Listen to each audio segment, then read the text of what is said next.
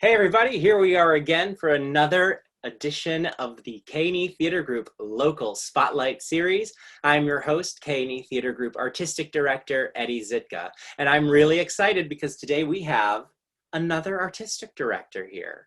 That's right. But before we get into that, if you are so inclined to donate to K&E Theater Group to help with our 2021 season, if you're on Facebook, right below in the comment section, there is a PayPal link. You can click on that. If you're not on Facebook, you're on IGTV or our YouTube channel, you can go to our website, which is ketg.org. Click on Support KETG, and you can donate there. Well, another artistic director is here with me today. Let's introduce Lucinda Kidder, Artistic Director of Silverthorne Theater. Hi, Lucinda. Hello, Eddie. How are you? I'm good. Thank you so much for being here with us. Thank you. All right, we are going to jump right in, and I'm going to ask you the same question I ask everybody at the beginning of every interview, and that is, what is your theatrical timeline? Where did you start? Where are you now? And give us all the juicy stuff in the middle. Well, as I tell everybody, if you've got about 5 hours, we could go through the particulars. I'll try to be brief.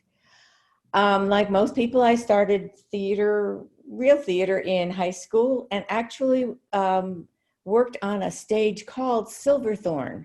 Oh, wow. When I was in high school at Northfield School for Girls. It was not Northfield Mount Hermon yet.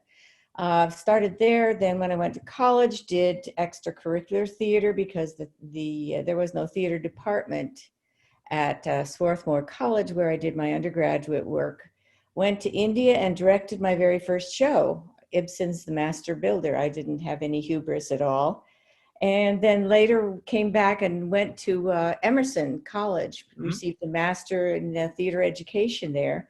And while I was there, I started the Charles Playhouse Musical Theater for Children, a professional company that I ran and hired in people for, and moved on to a career in teaching theater, doing theater with mostly community and academic theater. Later on in life, went back to get an MFA when my youngest child, 3 children later, when my youngest child went off to college, I decided to go back to UMass to get a Master's of Fine Arts in theater directing. So I did that, and that was a real eye-opener for me. It involved me in, after having done very conventional theater up until that point, I was suddenly exposed to all of the newest trends and ways of doing theater, which absolutely blew my mind, and it completely changed my direction. I wound up doing a master's in directing, as I said, but I was interested in plays by women from Islamic cultures. I felt that this was a voice that had not ever been heard before. Who knew that Muslim and Christian women from those areas even wrote plays? Right. So I put out a call for plays by these women and received a whole bunch in. This was in 2001, the summer of 2001, and found some collaborators to do a festival of these plays in New York City. And then, of course, 9/11 happened. And if you can only imagine my absolute terror at the thought of doing plays by women from these cultures, I thought they're going to run us out of the town on a rail, but it was just the opposite. Everyone was so interested to find out, what is this culture about? What are these women, what are their voices? What have we been missing? What aren't we hearing? So we did a 3-week festival in New York City, 5 plays we did readings of, 2 equity showcase productions, and it was sold out. We made American Theater Magazine. I mean, it was huge. So after that, I went into doing some teaching, theater. I'd been doing theater teaching, but college teaching, and then finally wound up going back to UMass for a doctorate in Renaissance theater and international performance, because I've always been interested in the international expressions and ways of doing things. And I founded a couple of theaters along the way, and that's kind of immaterial, mostly just community theaters, but wherever I was, I made sure that there was a going theater, including running a performing arts school in Framingham, Massachusetts for a while. So after UMass, I went out to Seattle to live for a little while, thinking I was going to be retired. Well, I worked at the Renaissance Center there, started another theater there, but then went to Seattle thinking I was going to retire and hopefully get involved a little bit with theater out there, but that didn't happen well. So I had to come back to the Valley again. I mean, the Valley has this magnetic attraction for people. And so here I am. I sat down with a former colleague of mine that when I returned from Seattle, and the two of us cooked up the idea of starting a professional theater. I mean, why not? Right. Between the two of us, we had practically a century of experience. It's like a good thing to do. So anyway, the result was Silverthorne, which has been quite mind-boggling. It's enabled me to use all the different other types of jobs that I've done in the meantime, such as directing public relations for major museums and doing a lot of freelance development work, fundraising work, and just all of the things that I've done throughout my life has funneled into my ability to help found Silverthorne and make it a going concern. So that's about it. That's all. You don't want to hear all the details. It's just so fascinating. Can I ask you how you came up with the name Silverthorne? Well, the Silverthorne, as I said, it was the name on the actually a room, an auditorium at Northfield School, which of course became Northfield Mount Hermon School. It was like a lecture hall. It had a stage only in the sense that it had a platform at the front of the hall. So there was no backstage, there was no wings, nothing at all. It was not a formal theater, but that was the name of it. It was named after two sisters who had apparently given money to the school, and that's how come it got named after them way back in the 1800s. So and my partner in founding Silverthorne was named David Rowland. He had been the theater director at Northfield Mount Hermon School for 37 years, and he had just retired. So we thought that was a really nice name. It involved both of us because I'd actually taken his sabbatical year and taught for him in 1997, 98, I guess it was.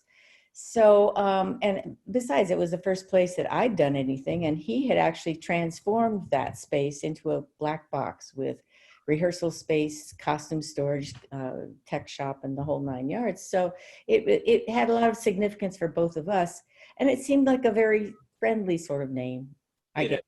Just nice. It is. Memorable, and not to confining us to any one type of theater. We did not want to confine ourselves to being labeled one kind of theater or another. So that's why. That's amazing. Well, you are the producing artistic director of Silverthorne Theater. So take me through a day of being the producing artistic director. Like, what are your responsibilities and all of that? Well, I think I'm going to start with a day pre-COVID, if that's okay. Yes, I would love that. Right now, things are quite different. We just opened an office in January at the Lava Center in downtown Greenfield, which is the local access to Valley Arts, which is a project that I helped bring about, which is renting out space on the first floor of a big building in downtown Greenfield that had been a bank lobby and had offices in the back. And our idea was to rent offices for reasonable rates to arts organizations, and also have a performance space, a rehearsal space, a place for people to come together for workshops, book groups, labs, anything, and all different kinds of things. It still is a community arts space, place for people to hang photographs or artwork. We have 2 gallery spaces, and we have a little kiosk where we can sell people's work and that sort of thing. So we moved into that office in January, as I said, and My day basically starts at 9 o'clock. It's just a regular job sort of thing. I go to the office with my little briefcase, set up my computer, and answer emails, pay bills. I receive plays, oftentimes submissions from playwrights from all over the place. Take stock of our, what's coming up, write press releases, write thanks to our donors for all their lovely donations, just the general business of the theater, stuff that goes on behind the scenes that keeps us running. The artistic part, I work with the play selection committee. I like collaborative selection of pieces, because this is what Silverthorne is really based on, is the idea that we are a team. We are not any one individual. My opinion has as much weight as anybody else does. Sometimes it's helpful that I've had more of a background, because some of the folks haven't, and I can help with people understanding some, production values, that kind of thing. But that's only because I will help people to understand what our particular concerns are and restrictions are, as far as the space that we use, the kinds of personnel, the budgets that we have, and our physical restrictions and so on. So that was my normal day. I'm just attending to all of the things that the theater was doing. That's amazing. Yes. So now we're in COVID, obviously. What is Silverthorne doing virtually to keep people creative and entertained? Well, we had a series already going called Theater Thursdays, which is a series of play readings that we actually have had sponsorship through the local cultural councils for. And we had planned those already for this summer, and we went ahead with those, only they're now being done on Zoom. Although the one coming up on August 20th, which is Distant Music by James McClendon, who's a Northampton playwright, that we're actually going to be recording it in the Lava Center with live actors. Woo! Finally, yes. I mean, obviously we've had some very good luck. Our last one was Soldier Poet by Northampton playwright Darcy Parker Bruce, which was a co-production with Chester Theatre Company, and it was directed by Daniel Kramer. That one we actually did do on Zoom, and we had a couple of actors coming in from Oklahoma City and New York, and just other ways. I mean, that's the beauty, at least, of this process. Of course, it's problematic from the standpoint of the technical angles, when you get delays, when you get different rates of internet transmission, and so on. So those are the problems, and we're really looking forward to be able to doing a live production. That's awesome. For this the August 20th, and then in September we're going to be remounting on Zoom, unfortunately, but the festival of original 10-minute plays that we had originally planned for April and May. And that'll be 16 short plays broken up into groups of 8. We have 2 directors and 12 actors who will be performing these short plays, not reading. This will be performances, but on Zoom. And, the audience will get to vote which ones they like, and then we'll have a final round where the most popular plays get redone. Then in October, we're planning to do a reading of an original version of The Legend of Sleepy Hollow, it being that time of year. Mm-hmm. In November, we'll be remounting a production of a play, The Tattooed Man Tells All. Keith Langsdale does a solo performance of this piece, which is an original play about a concentration camp survivor. It's a very, very powerful play. We sold out every single night we did it in 2018. And we know that people are going to want to see that again. And then in December, we're planning on having various actors read their favorite children's holiday book. Have a whole series of nighttime, go to sleep, kids, and reading. The actors choose which ones they want to read. That's amazing. for 2020. That's about as far as we've gone. That's phenomenal. That is a whole bunch of amazing, amazing creative art that we will get to see off, even though on Zoom. Oh yeah. We will get to see how will someone be able to see that? Well, we post on our Facebook page and we also post on YouTube. We have a YouTube channel. And usually what I'll do is we will record ahead of time and so that we can send out the link to the YouTube.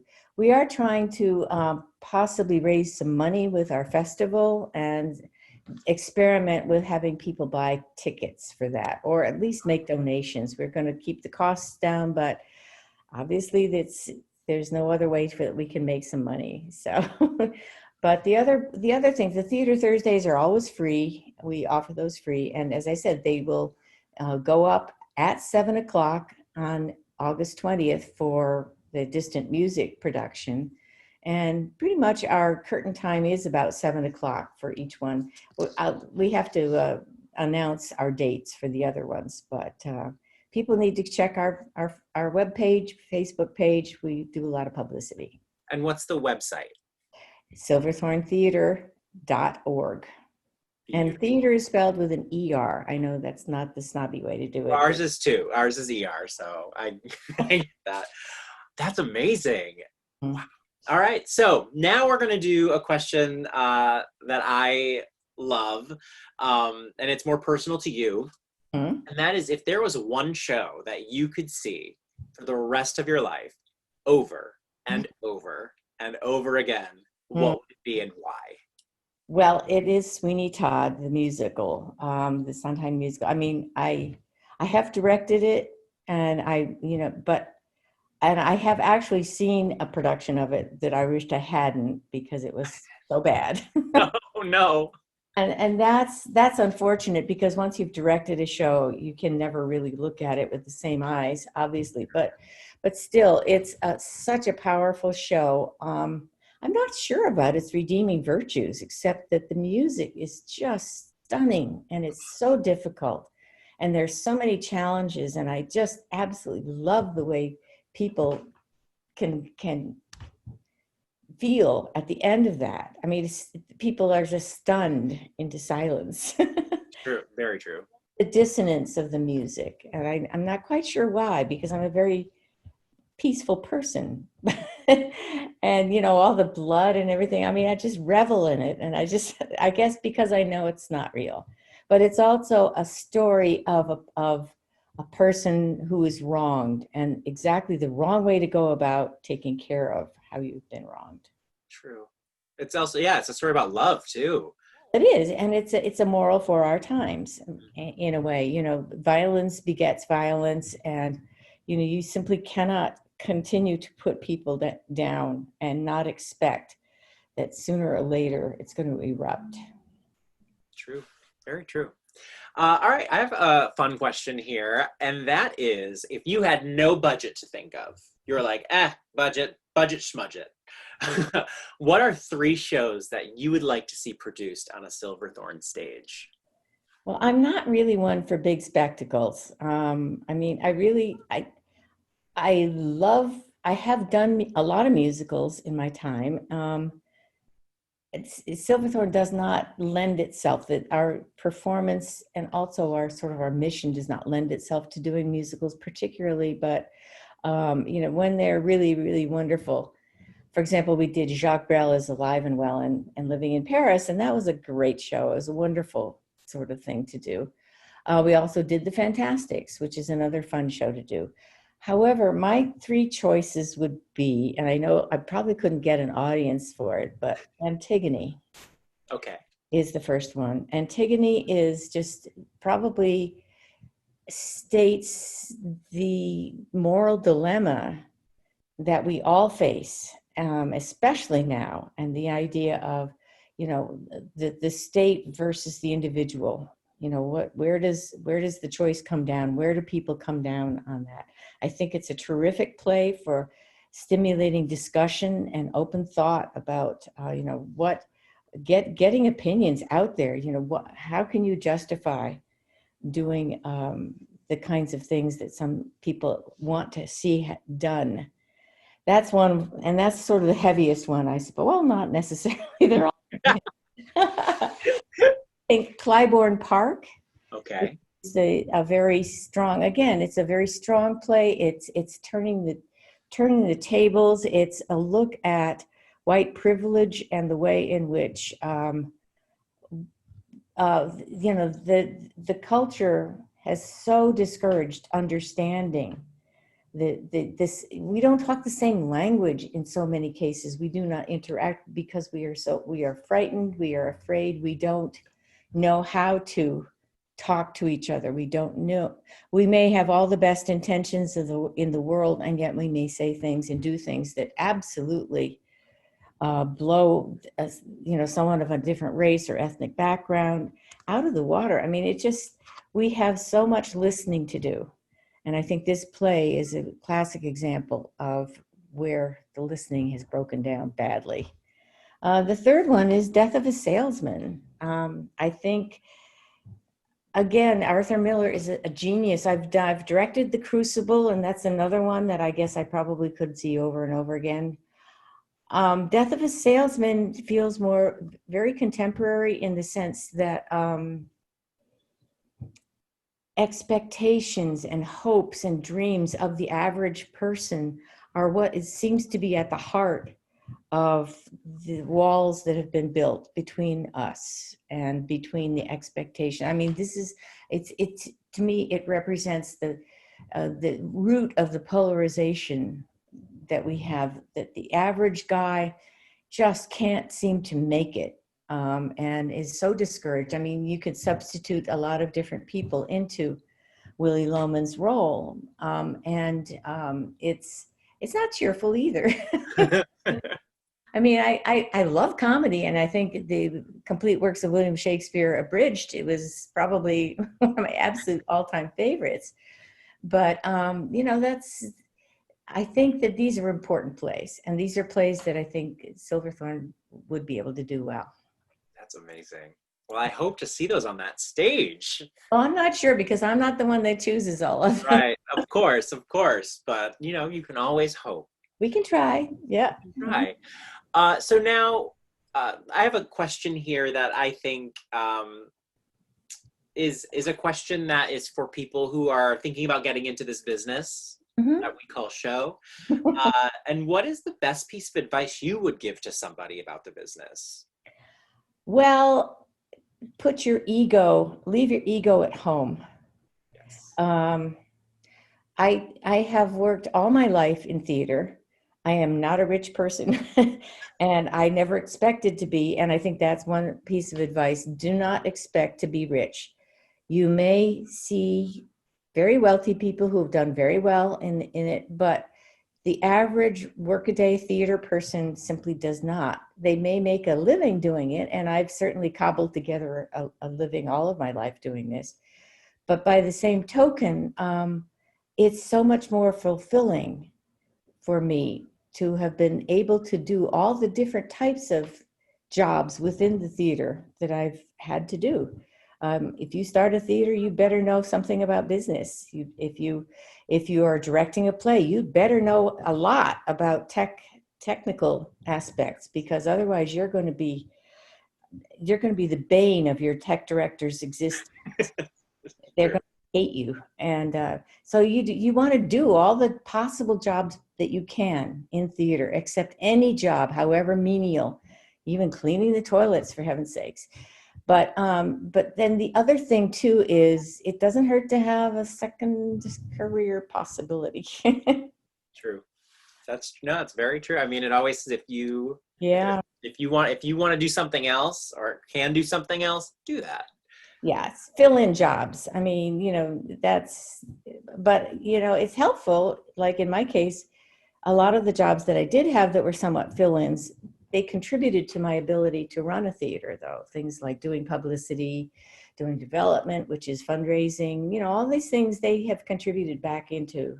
And writing, learning, and get a good liberal arts education. That's the other thing. Absolutely. You cannot do theater well without being an educated person. I'm sorry. True. It's very true. Mm. I love that. I that I love that answer. Yeah, well, I've been saying it all along. Sometimes I get hurt. Sometimes it's like basketball players who just can't wait to hit the big time. You know, somebody's got to go to New York. Their mother, their aunt says that they're ready for prime time. Please don't listen to them. Get educated, get yourself into a good place, and you have to mature. I mean, you have to.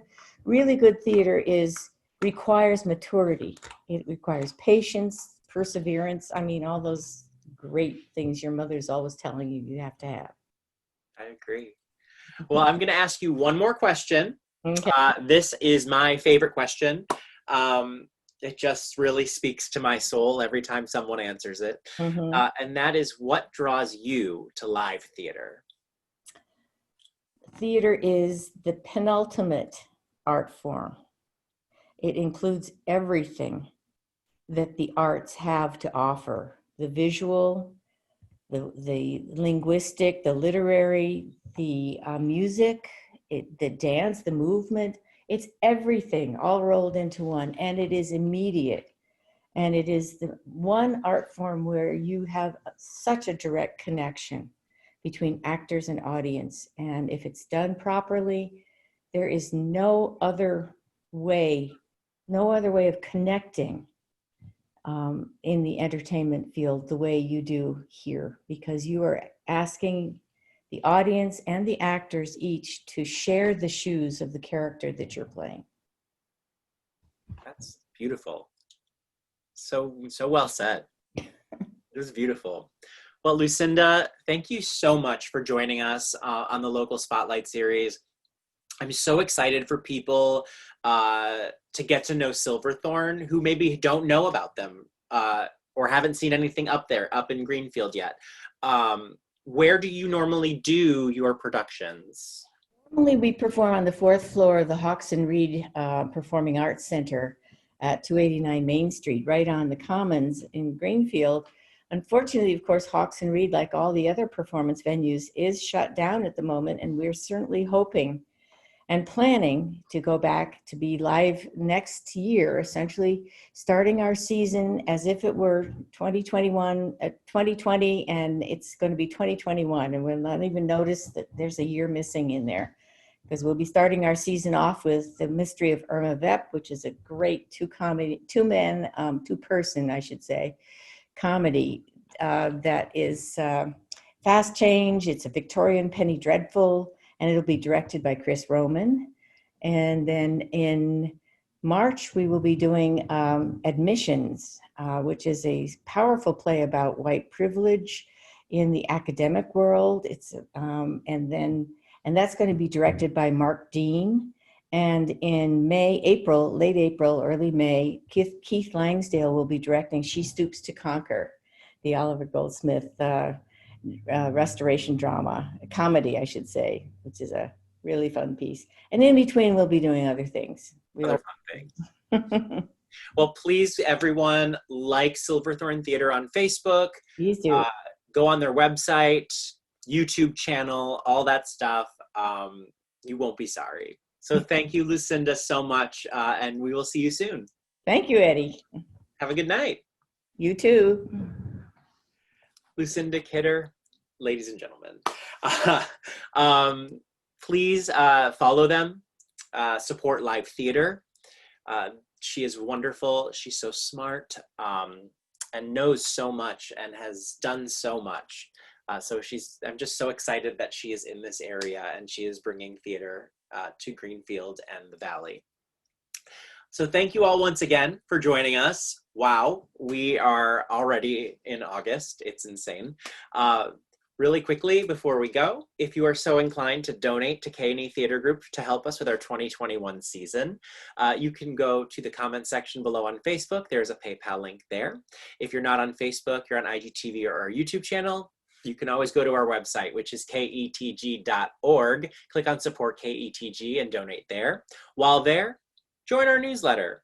Listen to some past interviews. You can do that. Check up on our past shows and see photos from them.